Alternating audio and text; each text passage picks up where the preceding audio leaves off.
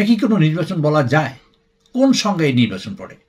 যে দেশের ৯৫% মানুষ ভোটে অংশগ্রহণ করেনি, বয়কট করেছে, এমনকি 5%ও ভোট পড়েছে কিনা, আওয়ামী লীগের লোকেরা আওয়ামী লীগের ভোট দিয়েছে কিনা তাও নিশ্চিত নয়, কোনো ভোটই হয়নি।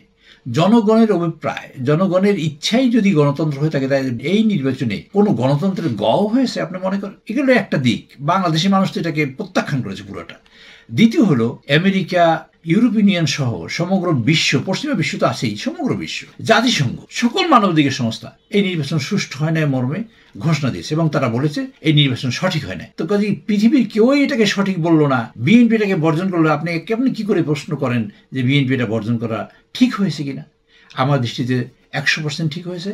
এবং ইতিহাস যখন মূল্যায়িত হবে তখন দেখবেন, আপনারাই দেখবেন, ইতিহাসে মূল্যায়িত হয়েছে যে বিএনপি সঠিক কাজ করেছে এবং গণতন্ত্রকে এই দেশকে এবং গণতন্ত্রকে ধ্বংস করেছে আওয়ামী লীগ এবং তথাকথিত বর্তমান শাসক দল। বিএনপি তো নির্বাচনে অংশগ্রহণ করেন, সঠিক সিদ্ধান্ত নিয়েছে।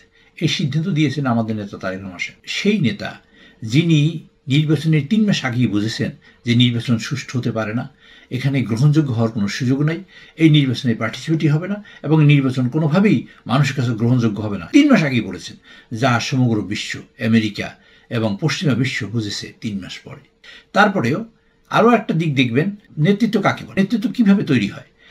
যে বিষয়টা আমাদের নেতা না দেখে তার নিজের অভিজ্ঞতা দিয়ে তিনি বুঝেছেন যে এই নির্বাচন সুষ্ঠু হতে পারে না, এই সরকারের আমলে নির্বাচন সুষ্ঠু হওয়ার কোনো সুযোগই নেই, প্রশ্নই ওঠে না। পশ্চিমা বিশ্ব এবং আমেরিকা সেই নির্বাচন হওয়ার পরে নির্বাচন দেখে তারপর বুঝছে এটা সুষ্ঠু হতে পারে না। কাজে এরপরে নেতৃত্বের প্রশ্ন ওঠে কি না আমি আপনার কাছে জিজ্ঞেস করি। আমি বলতে চাই, এদেশে কি কোনো ঈদ আছে যে দেশে গণতন্ত্রের নেত্রী বেগম খালেদা জিয়া কারারুদ্ধ, একটা স্বৈর শাসক তাকে অবৈধ রায়ের মাধ্যমে কারারুদ্ধ করে রেখেছে, হাজার হাজার লক্ষ লক্ষ নেতাকর্মী জেলে আছে, লক্ষ লক্ষ মামলা দিয়ে নেতাকর্মীদের, বিএনপির নেতাকর্মীরা আজকের অসহায় জীবনযাপন করছে, সেখানে কি ঈদ আছে? তারপর আমি এই ঈদের প্রাককালে আমাদের নেত্রী, দেশনেত্রী, সফল প্রধানমন্ত্রী বেগম খালেদা জিয়ার যে কারারুদ্ধ হয়েছেন, আমি তার মুক্তি কামনা করছি, সেই সাথে তিনি অসুস্থ, তার সুস্থতা কামনা করছি।